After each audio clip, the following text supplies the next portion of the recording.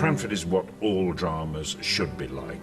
The attention to detail with makeup, with costume, with props, with the art design is just perfect. Everything weaves together to make it very dense and rich.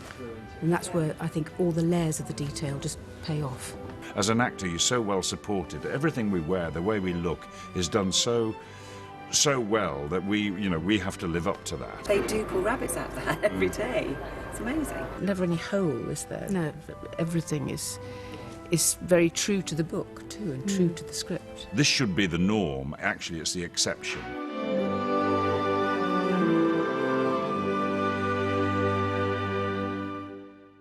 The tone of the drama is set by the script, and the script is so right and so accurate that you don't have to do any work on it. You just have to get the script right. Heidi Thomas has done such a wonderful, wonderful job, and I think it's one of the best combinations of writer-adapter. She suits the material, and the material suits her so brilliantly. The writing is perfect. We're totally dependent on modern technology, the laptops, the Blackberries, and then all the time we come back to the inspiration. This book, this book's brilliant. 1853, it's literally falling apart. The back cover's moulderers. Oh look, a few words on the sin of lying by a layman, threepence. And that's where the language and the grammar of Cranford comes from. It's not just from Gaskell. What you have to do is build the whole register of language and the amusements and gather together the obsessions of the ladies by reading the sort of magazines and books that they would have read. This, I think, is pretty much aimed at a sort of family or female audience. The assumption is that you know nothing, and therefore any random collection of facts will be illuminating to you. You know, like the connecting ligament of clams. We did our read-through this morning. I don't know. That was sort of three hours just going through the scripts. So now we've got just little final tweaks, just little things we're trying to do, just things we've sometimes we had a few scenes where we thought, does this play or does that not play? So it's just our last chance really to go through and is get that all coffee? the final bits. Hang on, can we get this up? This is rare. This is coffee. How does a script get written? This is how it gets written. We had hoped the seaside air might restore my wife to health, but it could not do so. There's a character whose wife went to Broadstairs, a seaside resort, in lieu of medicine or chemotherapy or whatever you would have for a serious illness. Now you'd go to the seaside, where obviously she died after 2 years of not really getting any better. We just refer to it as Broadstairs. And Jonathan Price, the actor, said to me, he said, actually, I'm not clear what Broadstairs is, so I'm going to sit and just rework that speech. So a little short speech lets you know that Broadstairs was where his wife went to be very ill and, in fact, to die, and just sort of make it clear that it was a health spa. Back to rewrites now, I'm afraid. Yeah, and I'm going to write a kiss this afternoon. There's never been a kiss in Cranford. You are going to add a kiss. I am. It's back to a kiss. Yeah. And has her ladyship been recently at court? Oh, bless you, Miss Bull. I never went there in my life. I was one of 5 daughters, and my father lacked the means. You just hinted at the R in daughters, which I think it was there. Yeah. You know. Change seats with me, Miss Matty, and let us all draw in our chairs and make acquaintance with each other and the fire. Accents are sort of almost a spirit within you, aren't they, rather than actual practical words, and that's what we're trying to work out for this, so that you don't get sort of hidebound and see a word coming up and think, oh God, which way do I jump, sort of thing. Did I see Mulner take off with the blackberry wine? It was a gift from Mrs. Forrester. Mulliner must fetch it in, and my plum cake too. That he took into his pantry. Nobody's accent is set in stone, and sometimes you've got to be careful that you don't go for, absolute consistency in every sound, because people don't speak like that, and then it becomes unreal. And especially if they've had some blueberry wine. Well, exactly. Yes. Until today, I've been very dull. I did hope for society with the ladies of the town, for I'd had a cloistered time if it whilst my husband ailed. No one has called. I remember the first time, last time around, I saw my shop. Every single prop had been lovingly hand-picked, and these tiny thin walls, it was exquisite. And you went to touch the walls thinking they were plaster and a bit of old paint, but of course they're not, they're plywood. But the paint finishes, the way things are slightly worn, so you've got, years of people turning the door handle. It's tiny little things like that, but the cumulative effect is extraordinary. Hello, I'm Tricia Edwards. I'm the set decorator, and basically I find all the props and dress the set and set up the whole ambience and feeling of the characters in this particular set, which is Mrs. Bell's cottage. And Gina's my right hand, who's a prop buyer and does all the sort of paperwork and the money and all those kind of things. Yes, and Charmian's very important, being the supervising art director. I come in usually about the same time as Tricia starts work, and we start really sourcing all the props that we need to dress the sets with, and also action props the actors have to handle. In this set, Mrs. Bell's preparing preserves, so we found these jars, which we got at a hire company. We've had to soak off the labels so that they look sort of as though they're pristine, and cut out these calico tops to tie on so that she's doing it in action, so that's why we've got quite a lot of them here. The three of us went in the pouring rain, Kempton Park Market, 6:30 in the morning, and bought those doors, thinking they might be usable, which they are. They're actually making a key action area. He hides in the cupboard, so we had to make a cupboard under the stairs, and we've used the doors to make the cupboard. Those were the cupboard doors. We made this plate rack, which actually has these upholstery period studs in there, which is nice, a bit of detail as well. The attention to detail is phenomenal, and there was an adorable pram that I have to push Tilly about in. It's absolutely beautiful. So nothing is left to our imagination. It's all perfectly done for us. This is the bird cage for Miss Pole, who thinks it's for keeping a bird in, and actually it's a piece of underwear. So it had to be made by a prop maker. Once he's accustomed to the novelty, he will hop up and down this succession of hoops and make a very fetching sight. This is sprung steel wrapped in some sort of cloth. It has to be completely made from scratch.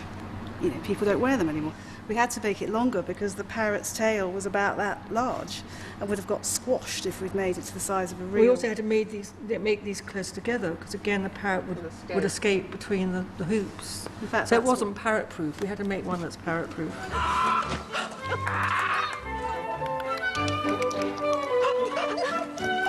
These are the bits from India that Peter brings back, and they're about to go into the Jenkins house when he comes back with his cart loaded with Indian stuff.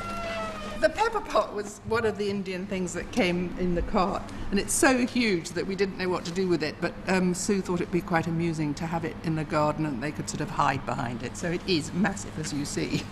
There's some bread just taken out of the oven at one point. I mean, it was absolutely wonderful, this bread. Beautiful brown bread. And in actual fact, I have a line, and because of the bread, I actually smelt it. So it brings out in you very natural reactions to things. Every single action prop is made, and they've all said that that's a very important part of making it work.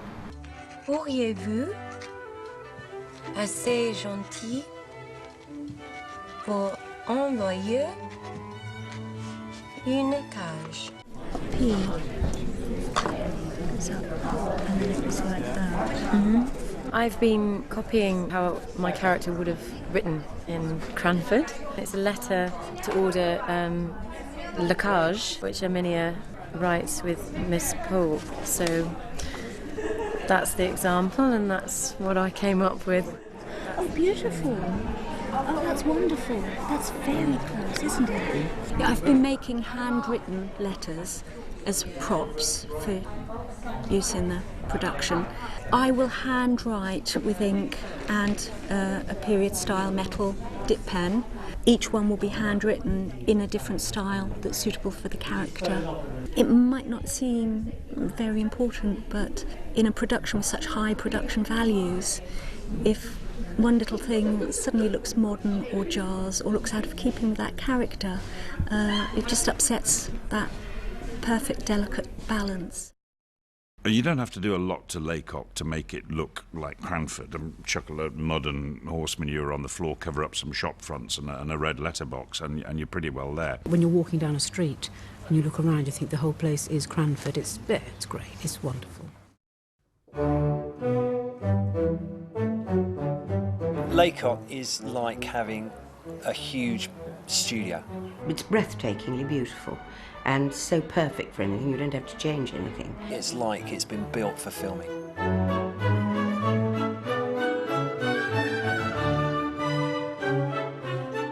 Tech Recce is something you do a couple of weeks before you start filming, and you take the crew round the heads of department, and it's a chance for everyone to visit the sites and locations where you're going to film and talk about potential problems, talk about how you're going to film, what directions you're going to film.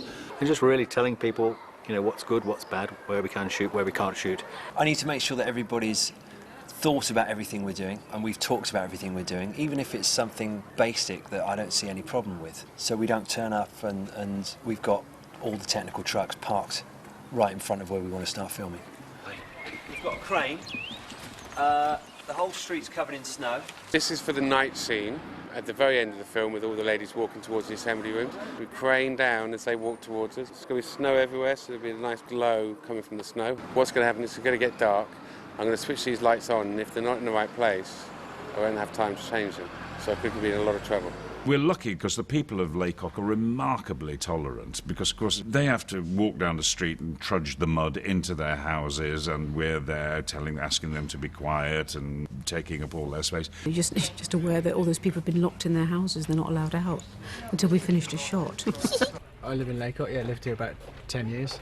Some people complain, but I actually love it. I really think it's a great week. We try and encroach as little as we possibly can, although we're going to cover all their village with covering, board up their pub and turn it into Johnson's stores. So it's tricky. We have to manage the people getting people through the village. So we have the police here, we have marshals here, and we hold people when we're turning. We need the street clear. With a bit of work, everybody in the village is on side, which is fantastic. When they say, you know, you guys can be in it at this time as extras, we love it. There's so many of us that are in it, absolutely think it's great. So.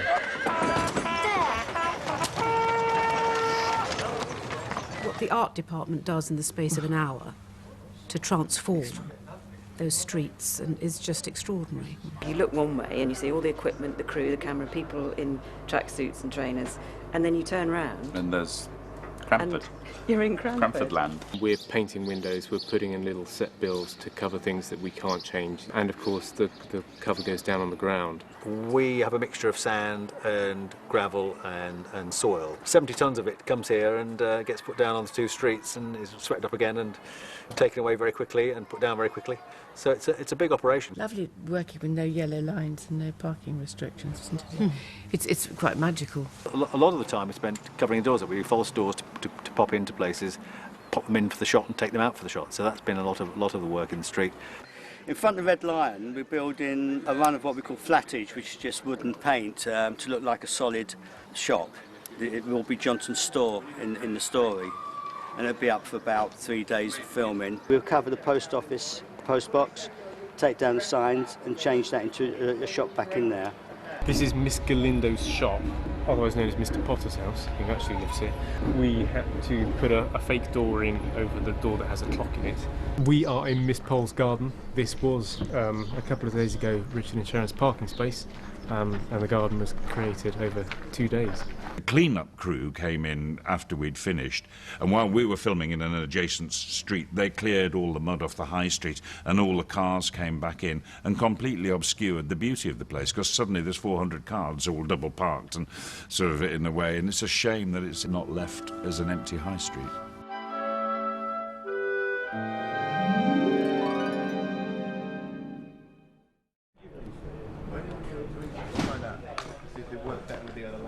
We're here at Pinewood doing a night exterior. It's a scene in which the ladies are travelling back from a party at Mrs. Jameson's on Halloween night, and they've wound themselves into a frenzy of fear. Sirs, you are quickening your pace. We cannot match your vigour. We had to basically create a lane out of black drapes and 6 bushes and a lot of fog to create Darkness Lane. All there was on the floor was a kind of strip of gravel and 5 fir trees in pots. In pots, Stan. I thought, well, we could have done this in my garden. Today we've been asked to make a fog effect in the studio. A heavy fog machine there which sort of puts the fog just on, stays low, stays on the ground, and then we've got another smoke machine which will pump into the air just to create a sort of really sort of dense effect. Screech! There is an owl which eventually swoops past the sedan chair, scaring the footman even more and scaring the ladies as well. There's a stick with a red light on the end of it that's there to help the actresses imagine where the owl will be in the finished product. It is but bats, I'm quite certain. Bats? They're just diabolically large. We cannot match your vigour. When we came back to doing the second Cranford, Alex, of course, who was quite a little boy in the first one, completely grown. In fact, I didn't recognise him when I first saw him. I've grown about a foot, actually, which I know sounds quite a lot, but I have. And the first thing that everybody said to me as soon as he saw me was, "Wow, haven't you grown a lot?" By the time there's smoke, the train is right there. You see what I mean? Right. Have it ready there, feed the smoke in, and then when it's just the right, just go jump. Yeah, that's it. Turning over, feet, and smoke up. 3, 2, 1.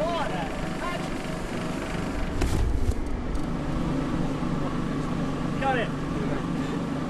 A cow actually goes on the train lines, which I have let out by mistake.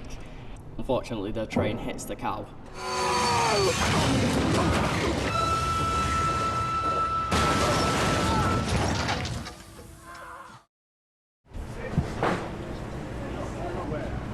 No, not that.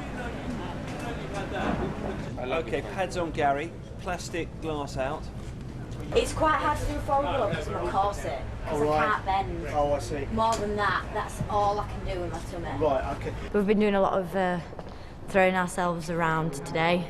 It's really hot in there as well, so there's kind of, you've got to battle with your costume and lying on the ground and making sure that you hit certain angles. Camera set. And 3, 2, 1, action! Well, as the carriage goes over, the stuntman did the higher fall, so he was falling through frame from a height. That went very well. And the actors are very good, so yeah, it looked good. In a world where Cranford only exists, in a land before time, one hand can save the world. Okay, darling. Got Thank you. Okay.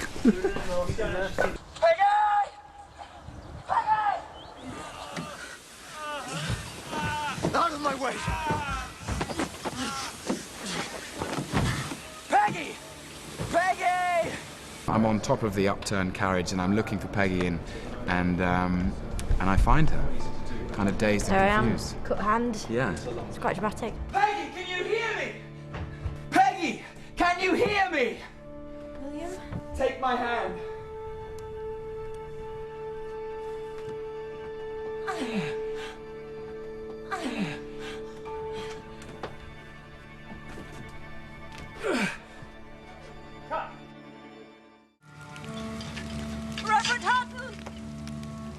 When you film it on location and it's nighttime and the moon's out and amazing sets, that sort of does so much of the imaginative work for you always, doesn't it? So we were lucky to have done it that way round. Yeah. So when you come in here and there's a little bit of patch of grass and a machine making the snow, and you remember what you did 2 weeks ago.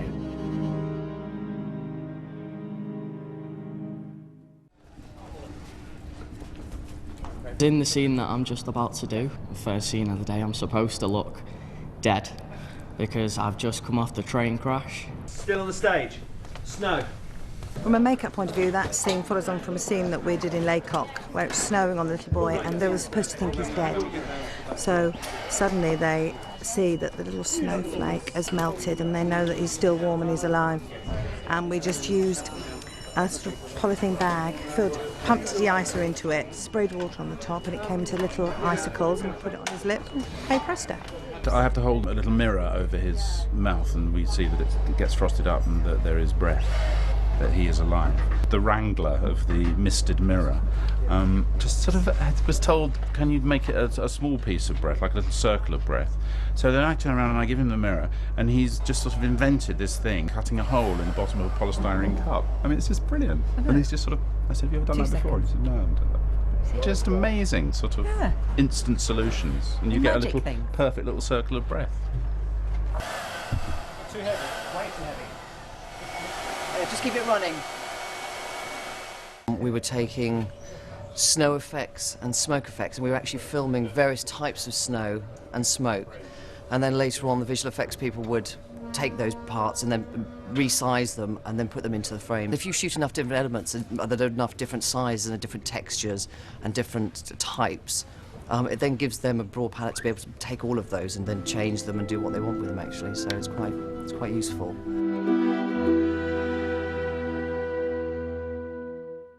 We're wearing the same clothes that we wore in the first series, and so that's extraordinary. So the continuum is there, that the detail that adds and makes the texture just thicker and thicker and thicker. Every button, every piece of fabric, stuff that, I mean, you don't see much of this shirt because I normally wear a coat and everything on top of it, but the work in it is extraordinary. Look at me here. I haven't got my bow done up. Here we go. That's a bit risque, that. You can ring the changes with these pieces of lace, and it's actually rather wonderful, isn't it? I normally wear sort of know that you can change make your something different. shape. I normally wear a fichu here, but I got my lunch down the front of it, so wardrobe had to take it away and wash it. This costume tells you how to stand, you know. It really helps you. There were a couple of extras slouching along in a very modern way in these costumes, and it looked so hideously wrong. These youngsters didn't know any better. Come on, man, brace up. It's Victorian times. I just begged at the ball at the end. I could have some new mittens. Not at all. I had my old mittens and get on with it. So we were very spiteful if anyone had a new dress. Pay attention, Miss Bell. Amelia will put you through what paces next. But I cannot play. I've never had a lesson. Oh, go on. This piano expects rough treatment. Very often you see people playing an instrument, like very often the piano, and they may not be able to actually play it themselves, but they must seem as if these actors are actually playing.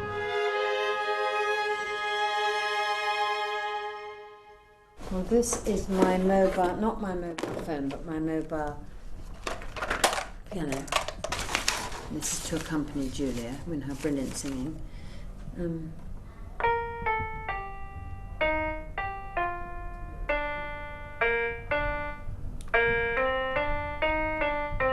I don't know whether you recognise that, but it is actually the first, that's the introduction. But you have to bang it really, really quite hard. But I do know some of the notes, and that's the first bit I know.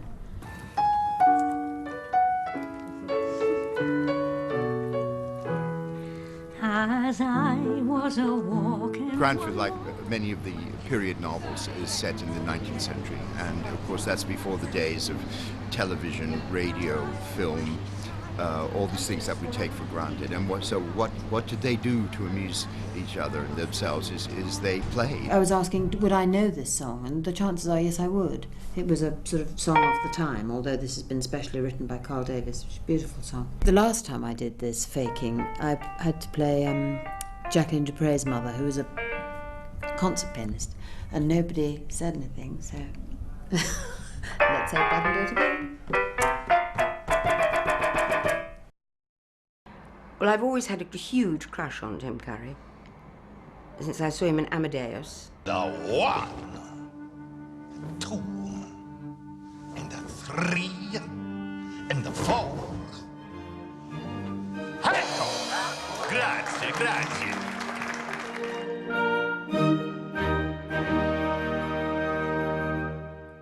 I'm playing Signor Brunoni. I'm magic consultant, and I've been tutoring Tim in magic. Simon Curtis, the director, gave me a box set of Cranford, and I went back to where I was staying, and the next day I saw it all the way through in one sitting, and then I just went back to play. I saw it twice in a row. I was obsessed with it. I called my agent and I said, if they ever do a Cranford 2, I want you to beg. I don't care. I want to be in it. Look in your reticule.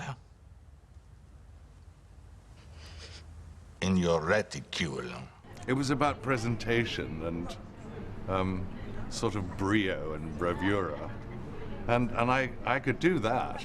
As I said to you, many magicians in a lifetime wouldn't have had your timing with it. You sort of had a natural timing with doing the magic. Well, that's And- nice. If Madame will permit.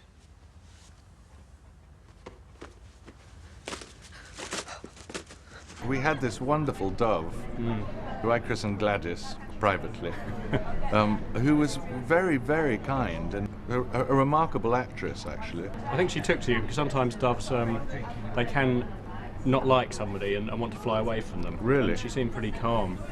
So Yes. that was a good. I think that was a good omen.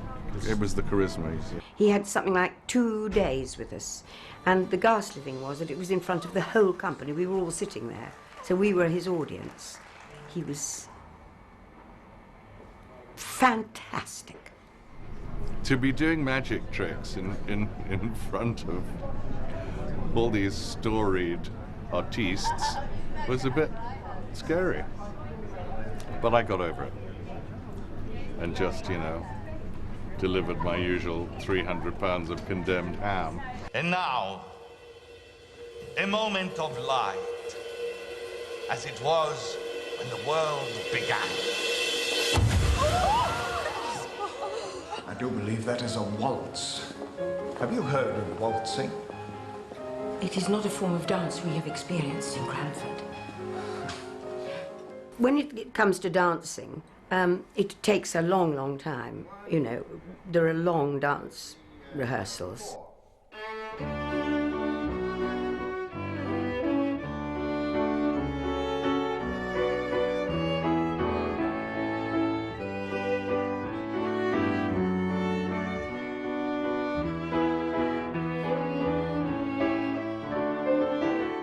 They are rehearsing a waltz, which at that time had only just sort of come into being up in the north of England, and it was a very new dance at the time. I've been rehearsing that with the actors. I've got 10 couples, and they're all named part actors, and they've had to learn quite a long dance with not very much rehearsal, but anyway, they managed quite well. Try and just keep your arms down and don't let them rise up too much. So you're going to waltz forward on the right, 1, 2, 3, back on the left. Now the men, you stay where you are, and you go back. You're going to bring the woman on this side round you onto the other side. She'll move on. It's the first time that a man and a woman had turned to face each other and taken each other in each other's arms, and it caused a massive scandal. It's very much a dance that is linked into a new world. You know, the world of the train, the world of industry, machinery, there's revolving, and at the beginning you see them cut off from each other. They're just a couple, cut off from everybody else. And then in this dance you'll see at a certain point they open out into a circle, so they're suddenly a community. You see them as a community. It's quite a metaphor for the piece. Jonathan Pryce is a huge character. I've longed to work with him, but he is, of course, quite tall. It's quite difficult to get he and I in the same shot. I think Mr. Baxter may just danced a waltz in Cranford. How can a town survive so much? Mr. Baxter. What? Life. Oh, no. Mr. Baxter is the final word.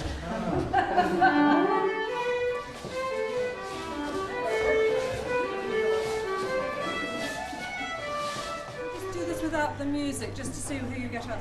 You don't mind? Shall I say right, side, right, and left, right, left. Yes, well, we started off very early this morning with one of the actors who was unable to come to the rehearsal up to this point, so he had to learn the dance from scratch this morning at 8:30, and then bit by bit more actors arrived in costume ready to rehearse, and then we filmed it, and it's surprisingly, I think it's very nice, and the actors look good, and they're making their relationships in the dance, because really it's about the people in the dance and their relationships. I think it looks really nice.